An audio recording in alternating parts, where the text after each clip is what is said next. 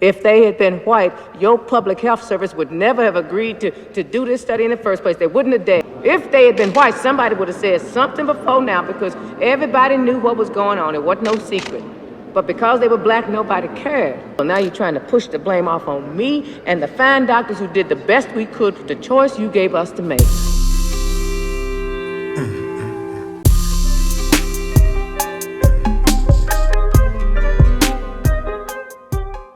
Welcome to the Dark Times channel. And so before I dive into today's topic, this is one of those stories that I probably shouldn't even chime in on. But I am, and I did, so here we are. And so recently, the CDC director, Rochelle Walensky, tweeted out something in regards to the Tuskegee Experiments that took place in the 1930s. And she tweeted that this year marks the 50th anniversary of the end of the Tuskegee syphilis study. Tomorrow, I will be joined by colleagues and the public health leaders as we honor the 623 African American men and their suffering and sacrifice and our commitment to ethical research and practice. And so at first glance, people really didn't pay too much attention to the tweet, but then the people on Twitter, mainly Black Twitter, started to call her out for using the word sacrifice as it pertains to the so-called black man and woman and children who suffered at the hands of the United States. And so for those of you who are not familiar with the Tuskegee Experiments, you should be, but if you're not, it's probably one of the worst experiments/studies that we know of that was done on U.S. citizens.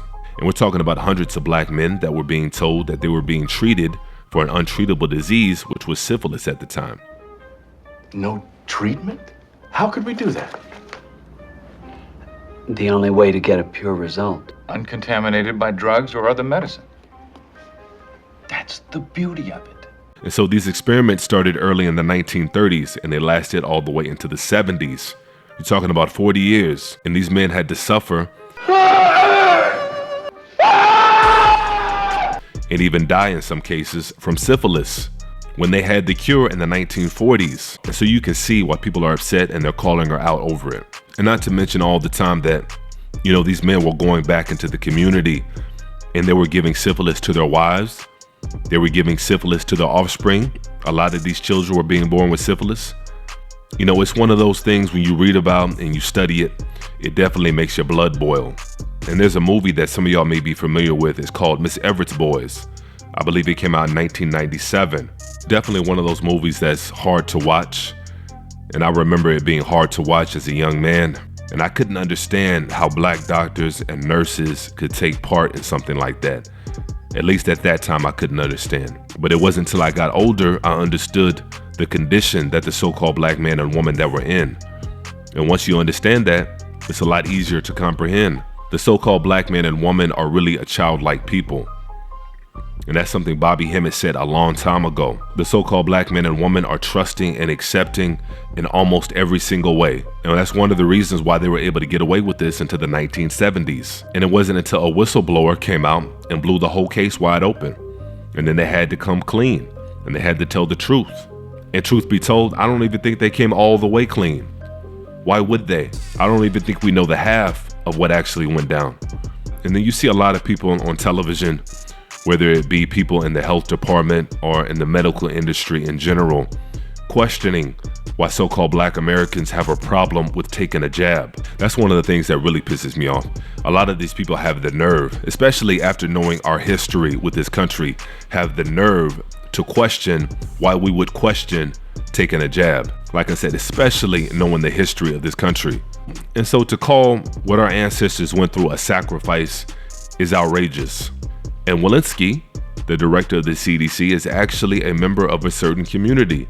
That same community that's been demanding an apology from Kyrie Irving and demanding an apology from Kanye West. And I highly doubt that she would have referred to a tragic event that happened to people within her community during World War II. I highly doubt that she would have referred to that as some kind of greater good sacrifice that had to happen in order to advance modern medicine, because they were doing all kinds of experiments on people within her community during World War II. And so I highly doubt that she would refer to that in the same manner. So you would think, at the very least, there would be a level of respect. One would think, at least. But no, not at all. Actually, the opposite. Walensky actually doubled down. She didn't even bother going through the whole song and dance and fake apology or anything like that. She actually doubled down on it.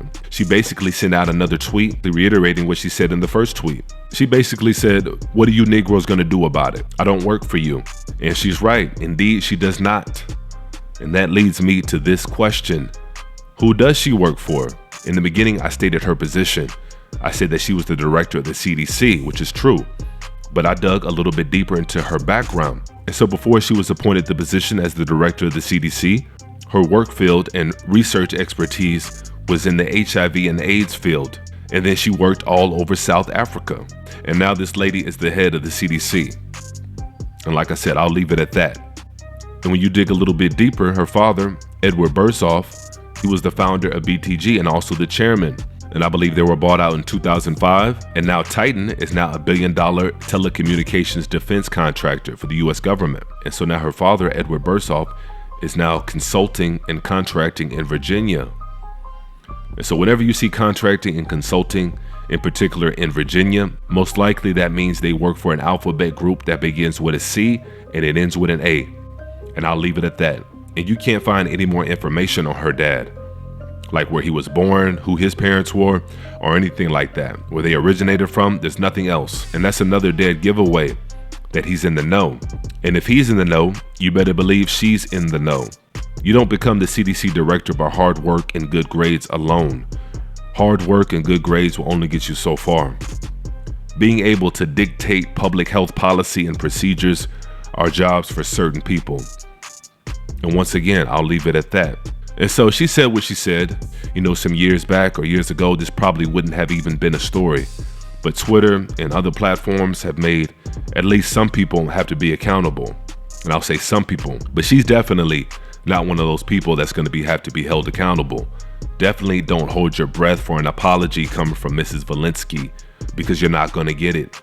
People like her that were born with a silver spoon in her mouth and that are connected to some of the most powerful people on earth were never made to apologize for anything, let alone to the Black community. So definitely do not hold your breath for an apology coming out of her mouth. And like I said in the beginning, this wasn't going to be a very long video. I tried to tread as lightly as possible while giving some decent information. And so I think this is going to be a good spot to close out. Make sure you hit that like button on your way out. And if you haven't subscribed to the channel yet, please go ahead and do that as well. And I'll catch y'all next time. And as usual, peace and chaos.